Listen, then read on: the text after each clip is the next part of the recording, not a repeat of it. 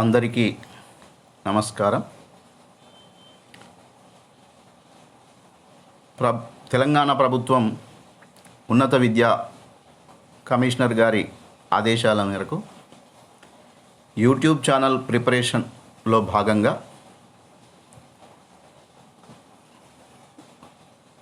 ప్రభుత్వ మహిళా డిగ్రీ కళాశాల జగిత్యాల తెలుగు విభాగం రాపర్తి శ్రీనివాస్, సహాయ ఆచార్యులు తెలుగు, తీసుకున్నటువంటి పాఠ్యాంశం డిగ్రీ ద్వితీయ సంవత్సరం 3వ సెమిస్టర్ ప్రాచీన కవిత్వంలోని తొలి పాఠ్యాంశం ధర్మజుని వాక్చాతుర్యం. ఈ పాఠ్యాంశాన్ని ఆంధ్ర మహాభారతంలోంచి తీసుకోవడం జరిగింది. ఉద్యోగ పర్వము తృతీయ ఆశ్వాసం నుంచి ఈ పాఠ్యాంశాన్ని గ్రహించడం జరిగింది. ఈ పాఠ్యానికి సంబంధించినటువంటి కవి తిక్కన సోమయాజి. ఈయన 13వ శతాబ్దంలో నివసించాడు. వీరి నివాసం ప్రస్తుతము నెల్లూరుగా పిలువబడుతున్నది. పూర్వకాలంలో దీనిని విక్రమసింహపురి అని కూడా పిలిచేవారు. ఇప్పుడు ఆంధ్రప్రదేశ్లో నెల్లూరు జిల్లాలో ఉన్నటువంటి పట్టణం ఇది. కవి తిక్కన సోమయాజి గారి బిరుదుల విషయానికి వస్తే, ఈయనకు కవి బ్రహ్మ, ఉభయ కవిమిత్రుడు అనేటువంటి 2 బిరుదులు ఉన్నాయి. విశ్లేషకులు చెప్పిన దాన్ని బట్టి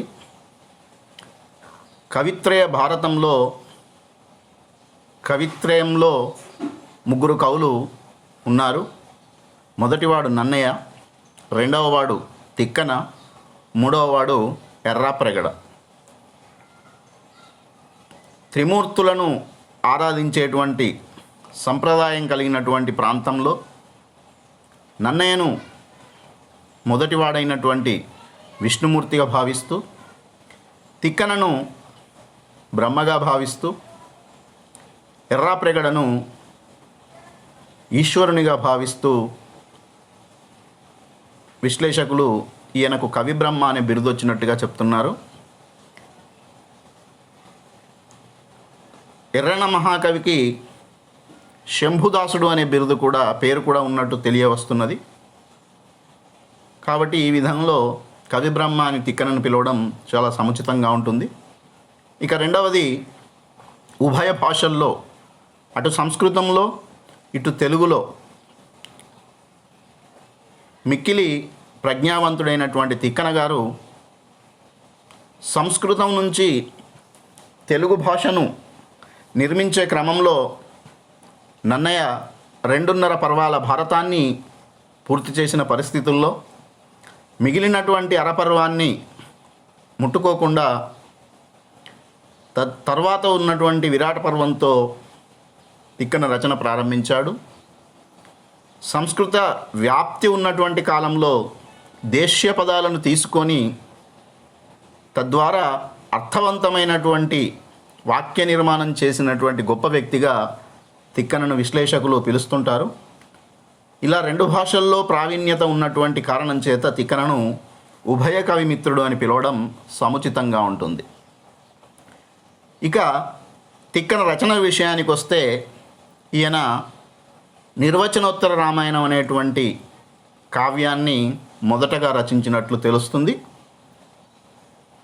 సంస్కృతంలో ఆదికవి అయినటువంటి వాల్మీకి చేత రచించబడినటువంటి రామాయణంలో 7 కాండలున్నాయి. 7 కాండల్లో చివరిదైనటువంటి ఉత్తరకాండం తీసుకొని వచనం లేకుండా, నిర్వచనం అంటే వచనం లేకుండా కేవల పద్యాలతోనే తెలుగులోకి రామాయణాన్ని అనువదించాడు. అందుకొరకే దీనికి నిర్వచనోత్తర రామాయణం అనేటువంటి పేరు ఇవ్వడం జరిగింది. ఇక ఈ రామాయణాన్ని రచించిన తర్వాత తనను మామ అని పిలిచేటువంటి మనుమసిద్ధికి ఈ కావ్యకన్యకను అంకితం ఇచ్చి ఆ పేరు సార్థకం చేసుకున్నాడు తిక్కన మహాకవి. ఇక ఆంధ్ర మహాభారతం కూడా నన్నయ్య ఎక్కడైతే అరణ్యపర్వ మధ్యలో వదిలేశాడో దాన్ని ముట్టుకోకుండా 4వదైనటువంటి విరాట పర్వం మొదలుకొని స్వర్గారోహణ పర్వం వరకు దాదాపుగా 15 పర్వాలు ఒక్క చేతి మీదుగా రచించినటువంటి మహానుభావుడు తిక్కన మహాకవి. మహాభారత రచనలో సింహభాగం తిక్కనదే అని ఘంటాపథంగా చెప్పొచ్చు. కవిత్రయంలో ఉన్నటువంటి తిక్కన సింహభాగాన్ని పూరించి కృతకృత్యుడు కావడం జరిగింది. విరాటరాజు కొలువులోకి పాండవులు ప్రవేశించడంతో ప్రారంభం చేసి పాండవులు చివరగా ధర్మరాజు సశరీరంగా స్వర్గానికి వెళ్ళినటువంటి విశేషాన్ని తెలియజేస్తూ స్వర్గారోహణ పర్వం వరకు తిక్కన రచించినట్లుగా తెలియవస్తుంది. అయితే ఈ ఆంధ్ర మహాభారతాన్ని తిక్కన రచించిన తర్వాత హరిహరనాథునికి అంకితం ఇవ్వడం జరిగింది.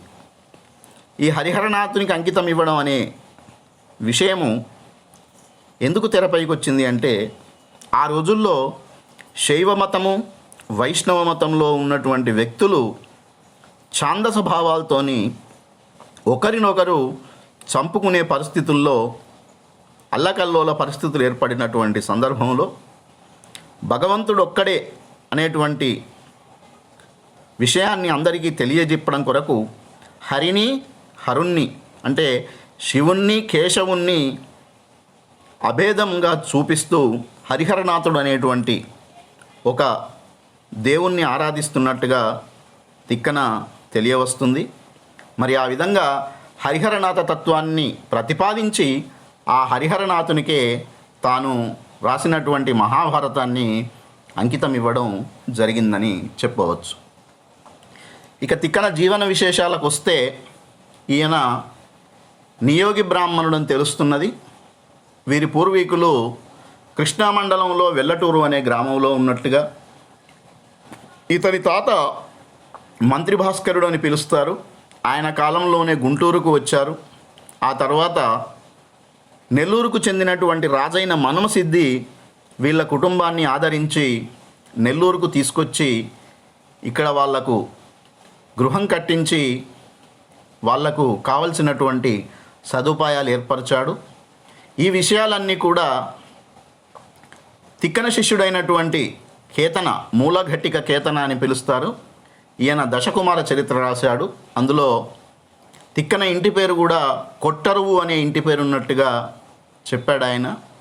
తాను రాసినటువంటి దశకుమార చరిత్రను తిక్కనకే అంకితం చేశాడు మూలఘటిక కేతన. ఇందులో తిక్కనకు సంబంధించినటువంటి వంశ విశేషాలన్నీ కూడా వర్ణించడం జరిగింది. అంతేకాకుండా తిక్కన కూడా తాను రాసినటువంటి నిర్వచనోత్తర రామాయణంలో మంత్రి భాస్కరుని చేతనే తన కవిత్వం గొప్పగా కొనియాడబడుతుందని, తన కవిత్వంలో అంత గొప్పదనం లేకపోయినా కూడా తన తాతగారి పేరు మీదుగా నేను కవిత్వంలో గొప్పవాడినిగా అవుతున్నానని చెప్పి స్వయంగా చెప్పుకున్నాడు. అంతేకాకుండా తిక్కన గారు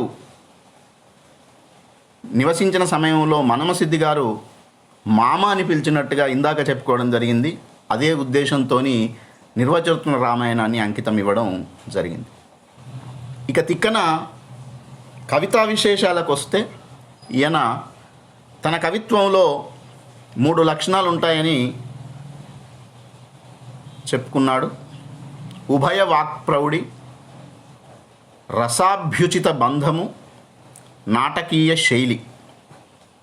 ఇక్కడ ఒక విషయం గమనించాలి. తిక్కన ఒక ఉభయ వాక్ప్రౌఢి అనేటువంటి విషయం గురించే చెప్పడం జరిగింది.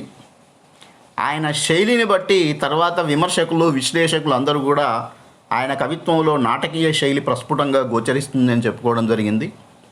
ఆ తర్వాత శ్రీనాథ మహాకవి తన కవిత్వం ప్రారంభిస్తున్నటువంటి సమయంలో పూర్వ కవులను స్తుతించే సందర్భంలో తిక్కన కవిత్వంలో రసాభ్యుషిత బంధం అనేది ఉంటుందని, దానిలాగానే నేను కూడా ఆ ప్రయత్నం చేస్తానని శ్రీనాథ మహాకవి తెలియజేయడంతో తిక్కన కవిత్వంలో రసాభ్యుచిత బంధము అనేటువంటి కవిత్వ లక్షణం ఉన్నట్టుగా తెలుస్తుంది. అదేవిధంగా ఆయన శిష్యుడు కేతన మొదలుకొని ఆధునిక కాలంలో శ్రీశ్రీ వరకు అందరూ కూడా తిక్కన కవిత్వాన్ని గొప్పగా ప్రస్తావిస్తూ తిక్కన కవిత్వము అపూర్వార్థ శబ్దచారు కవిత అని కేతన గారు చెప్పారు. అదేవిధంగా ఎర్రన్న గారు కూడా తిక్కన గారిని స్తుతిస్తూ తను కావించిన సృష్టి తక్కువరుల చేతం కాదు అనేటువంటి విశేషాలను తెలియజేశాడు. ఇందాక చెప్పినట్టుగా రసాభ్యుచిత బంధం అనేటువంటి మాటను శ్రీనాథుడు వాడడం జరిగింది. అదేవిధంగా పిల్లల మర్రి పినవీరభద్రుడు అనేటువంటి జైమిని భారతం రచించినటువంటి కవి ప్రణుత బహుదేశ కవిరాజి అని చెప్పి తిక్కనను గొప్పగా మెచ్చుకున్నాడు. విశ్వనాథ సత్యనారాయణ గారు తిక్కన శిల్పాన్ని తెలుగు తోటగా ఉపమించడం జరిగింది.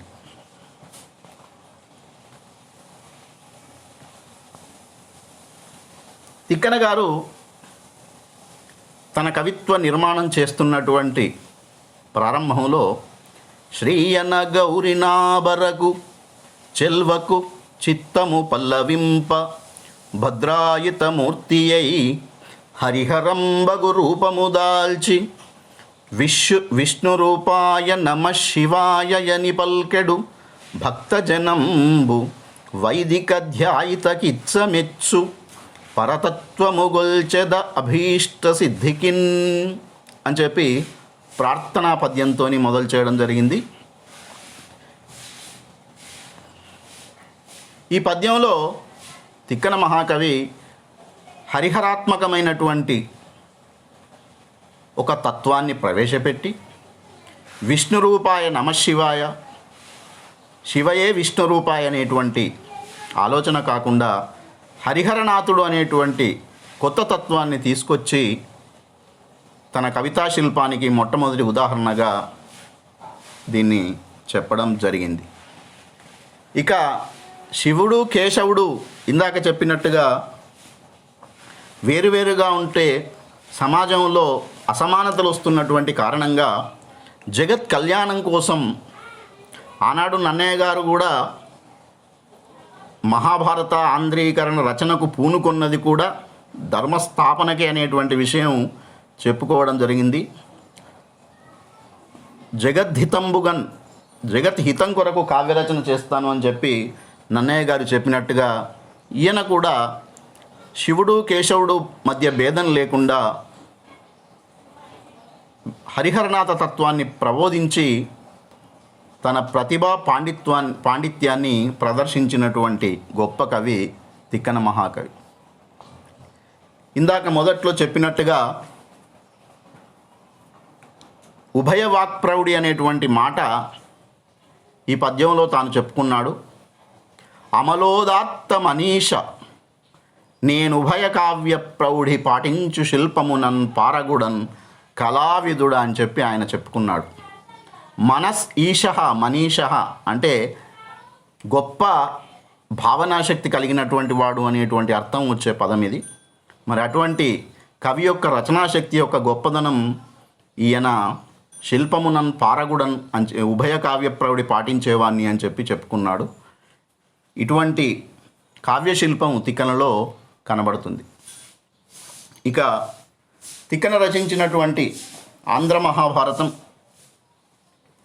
విశేషాల విషయానికి వస్తే సంస్కృతంలో వ్యాస భగవానుని చేత రచించబడినటువంటి జయం అనే పేరు కలిగిన కావ్యం మొదటగా ఉంది.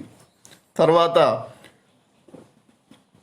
మహాభారతం అనేటువంటి పేరు పొంది గొప్ప పేరు ప్రఖ్యాతులు సంపాదించుకున్నటువంటి భారతాన్ని సంస్కృతంలో ఇతిహాసం అని పిలవడం జరిగింది. రామాయణ మహాభారతాలు రెండూ కూడా ఇతిహాసాలని పిలువబడ్డాయి. ఇతిహాసం అంటే ఈ విధంగా జరిగింది అనేటువంటి విషయాన్ని తెలియజేసినటువంటి వృత్తాంతాలు రామాయణ మహాభారతాలు. కాబట్టి కేవలం రామాయణ మహాభారతాలకు మాత్రమే ఇతిహాసాలు అనేటువంటి పేర్లు ఉన్నాయనేటువంటి విషయాన్ని గమనించాలి. ఇంకొకటి ఏంటి అంటే ఇవి చారిత్రకంగా ఆధారాలు దొరుకుతున్నటువంటి, ఖచ్చితంగా జరిగినాయి అని చెప్పగలిగేటువంటి కావ్యాలు అని చెప్పొచ్చు. ఎందుకొరకంటే పురావస్తు శాఖ వారు జరుపుతున్నటువంటి తవ్వకాల్లో ఈ పాండవుల వృత్తాంతానికి సంబంధించిన విషయాలు, తర్వాత రామాయణ వృత్తాంతానికి సంబంధించిన విషయాలు అనేకమైనటువంటి ఆధారాలు దొరుకుతున్నాయి. లంకాధిపతి అయినటువంటి రావణుడు నివసించినటువంటి లంక నేడు శ్రీలంక అనేటువంటి ద్వీపంగా పరిఢవిల్లుతుంది. అదేవిధంగా రాముడు యుద్ధానికి వెళ్తున్నటువంటి పరిస్థితుల్లో సముద్రం దాటడానికి ముందు తాను స్థాపించినటువంటి లింగమే నేటి రామేశ్వరంలో ఉన్నటువంటి లింగంగా, రాముడు ప్రతిష్ఠించినటువంటి లింగం కాబట్టి దాన్ని రామేశ్వర లింగం అని చెప్పడం జరుగుతుంది. అదేవిధంగా మహాభారతంలో నేటి ద్వారకలో సముద్ర గర్భంలో ఆనవాళ్ళు దొరుకుతున్నాయి. కృష్ణుడు నివసించినటువంటి ద్వారకకు సంబంధించిన ఆనవాళ్ళు సముద్ర గర్భంలో దొరుకుతున్నాయి. అదేవిధంగా కౌరవులు పాండవులు యుద్ధం చేసినటువంటి కురుక్షేత్ర ప్రాంతము, రాముడు జన్మించినటువంటి అయోధ్య ప్రాంతము, ఇవన్నీ కూడా నేటికి ఉన్నటువంటి కారణాల చేత ఇవి ఖచ్చితంగా జరిగిన వృత్తాంతాలే కానీ కల్పిత కథలు కావు అనేటువంటి విషయాన్ని అందరం కూడా గమనించాల్సిన అవసరం ఉన్నది. ఇక మహాభారతం విషయానికి వస్తే, ధర్మార్థ కామేచ భరతర్షభ యదిహాస్తి తదన్యత్ర ఎన్నేహాస్తి నతత్ క్వచిత్ అనేటువంటి వ్యాస భగవానుడు మహాభారతం గురించి ఒకే ఒక్క విషయం చెప్పడం జరిగింది. ప్రపంచంలో ఉన్న, ఇందులో ఉన్న విషయం ఏదైనా కూడా ప్రపంచంలో ఉన్నది, ఇందులో లేని విషయం ఏది కూడా ప్రపంచంలో లేదు అనేటువంటి అర్థం వచ్చే విధంగా ఈ శ్లోకాన్ని చెప్పాడు ఆయన. అంటే ప్రపంచంలో ఉన్నటువంటి ప్రతి విషయానికి సంబంధించినటువంటి వివరాలు కూడా మహాభారతం చదివితే ఎక్కడో చోట కనపడుతూ ఉంటాయి. అదేవిధంగా యతో ధర్మస్తతో జయ అన్నట్టుగా ఎక్కడైతే ధర్మం ఉంటుందో అక్కడ విజయం ఉంటుంది అనేటువంటి విషయాన్ని ప్రతిపాదించడం కొరకే కాకుండా అనేకమైనటువంటి వైజ్ఞానిక విషయాలను కూడా మహాభారతంలో పొందుపరచడం జరిగింది. కౌరవులు 100 మంది, సాధారణంగా 100 సంతానం అంటే ఎలా అనేటువంటి ఆలోచన వస్తుంది కావచ్చు. కానీ వాళ్ళందరూ కూడా ఆ రోజుల్లో ఉన్నటువంటి వైజ్ఞానిక అభివృద్ధి మూలంగా జన్మించినటువంటి టెస్ట్ ట్యూబ్ బేబీస్ అనేటువంటి విషయాన్ని ఈ మధ్య కాలంలోనే వెలుగులోకి తీసుకురావడం జరుగుతుంది. అదేవిధంగా ద్రోణుడు కుంభసంభవుడు అని పిలుస్తారు, ఆయన కూడా టెస్ట్ ట్యూబ్ బేబీ అనేటువంటి విషయాన్ని తెలుసుకోవచ్చు. ఇట్లా అనేకమైనటువంటి విషయాల్లో ఇటు వైజ్ఞానిక పరంగా, అటు ధర్మపరంగా, ఇటు నీతిపరంగా గురువు అంటే ఏ విధంగా ఉండాలి, శిష్యుడంటే ఏ విధంగా ఉండాలి, కొడుకంటే ఏ విధంగా ఉండాలి, తల్లి అంటే ఏ విధంగా ఉండాలి, వినత కద్రువలకు సంబంధించినటువంటి వృత్తాంతం చూస్తే సవతుల మధ్య ఏ విధమైనటువంటి పోరాటం ఉంటుందో అర్థం చేసుకోవచ్చు. గరత్మంతుని యొక్క మాతృభక్తి కావచ్చు, అదేవిధంగా ఉదంకుని యొక్క గురుభక్తి కావచ్చు. ఇట్లా ఏ రంగంలో తీసుకున్నా కూడా మహాభారతంలో అనేక విషయాలకు సంబంధించిన విశేషాలు మనకు గోచరించడం జరుగుతుంది. అందుకొరకే మహాభారతాన్ని పంచమ వేదం అని పిలుస్తారు. వేదంబుల్ నృపశాసనంబుల్ పురాణాది సుహృద్ విజ్ఞాపనంబుల్ అని చెప్పి అందులో మమ్మటుడు కావ్యం కాంతా సంహిత తయోపదేశయుజే అంటాడు. అంటే కావ్యం అనేది ఒక కాంతలాగా అన్ని విషయాలను మంచిగా తెలుపుతుంది అనేటువంటి విషయాన్ని చెప్తాడు ఆయన. అంటే ఇందులో ఉన్నటువంటి కథలన్నీ కూడా మానవులకు కావలసినటువంటి అనేక విశేషాలను తెలియజేస్తూ ఉంటాయని అందరూ తెలుసుకోవాల్సిన అవసరం ఉంటుంది. ఈ విధంగా తిక్కన గారి కవి పరిచయం, సంస్కృతంలో వ్యాస భగవాను చేత ప్రణీతమైనటువంటి మహాభారతం విశిష్టత వివరించడం జరిగింది. అదేవిధంగా ఇక పాఠ్యాంశ విషయానికి వస్తే, సంజయుడు రాయబారిగా వచ్చిన తర్వాత శ్రీకృష్ణుణ్ణి రాయబారిగా ధర్మరాజు పంపాలనుకుంటున్నటువంటి సందర్భంలో తాను ధర్మరాజుకు చెప్పినటువంటి మాటలన్నీ కూడా ఈ పాఠ్యాంశంలో కనపడతాయి. పూర్వకథా వృత్తాంతం విషయానికి వస్తే, ధృతరాష్ట్ర కుమారులైనటువంటి కౌరవులు, పాండురాజు కుమారులైనటువంటి పాండవులు ఇరువురు సోదరుల కుమారులు. ధృతరాష్ట్రుడు, పాండురాజు ఇరువురు సోదరులు. ధృతరాష్ట్రుడు గుడివాడవడం చేత రాజ్య అర్హత లేదు అనేటువంటి ఆలోచనతో పాండురాజును రాజుగా ఉంచిన పరిస్థితుల్లో పాండురాజు వానప్రస్థాశ్రమానికి వెళ్ళే సందర్భంలో ధృతరాష్ట్రుణ్ణి రాజప్రతినిధిగా నియమించి వెళతాడు. ఆ తర్వాత వానప్రస్థాశ్రమంలో మాద్రి సహితంగా పాండురాజు హతమైన తర్వాత మాద్రితో సహా వాళ్ళిద్దరూ కూడా నిర్యాణం చెందిన సందర్భంలో కుంతి పిల్లలను తీసుకొని ఈ కౌరవ సామ్రాజ్యానికి వచ్చిన పరిస్థితుల్లో పిల్లలను పెంచిన తర్వాత